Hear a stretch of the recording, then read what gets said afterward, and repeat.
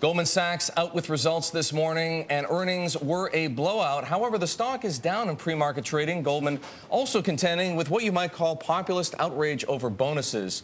Joining us to weigh in on this issue, Arthur Levitt, former SEC chairman, a senior advisor to Goldman Sachs, and a board member here at Bloomberg. Arthur, how can Goldman get out from underneath this cloud? Obviously, the firm is reporting some outstanding numbers, and it has set aside, I think it's some $16 billion in accrued compensation to be paid out at the end of the year. People just don't seem to be very happy about this, and you read how Goldman is going to need to do something extraordinary philanthropically to try and blunt this populist concern. I think that people are too sophisticated to buy into philanthropic effort of that kind. Goldman has had a history of philanthropy going back to the days of John Whitehead. I think the populist fervor is what it is, but I think it has to be measured in terms of exactly how Goldman is going to pay these bonuses. Will they be in stock? Will they be long-term?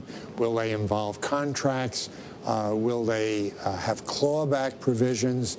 All of that relates to how these payments are made. I'm not speaking for Goldman, but I would suggest that the principles that I've seen Goldman put forward are pretty reasonable payout principles in terms of bonus payouts. I'm just curious, I mean, you're a contributor there. I mean, have you heard upper management express concern about this PR problem that they have? I mean, have you heard that sort of with your own ears while you're there? Yes, I have heard concern on the part of Goldman employees who obviously are concerned about criticism in the face of a job that they think they've performed very well. Sure.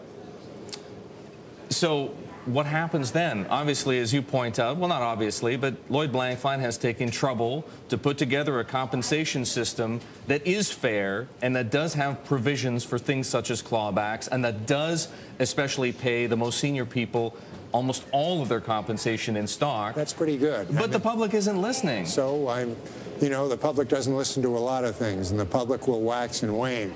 I think the key point here is when this decision is made, and it hasn't been made yet, it's got to be fair. It's got to be much better than the rest of the street has experienced in the past. Arthur, we have to get to one other issue this morning. CALPERS, the largest public pension fund in the country. There's an explosive story in the Wall Street Journal about an emerging or a pay-to-play scandal. Let's get that right.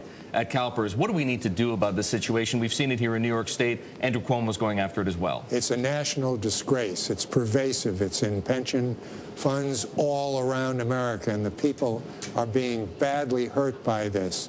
It's a Stygian stable where public officials are receiving campaign contributions and making decisions on pension investments. So how do you fix it? I think the president should ask Mary Shapiro, the chairwoman of the SEC, to chair a special blue ribbon commission to investigate pension systems all over America and recommend that people sitting on the boards and making investment judgments do not receive political contributions from those in a position to receive that business.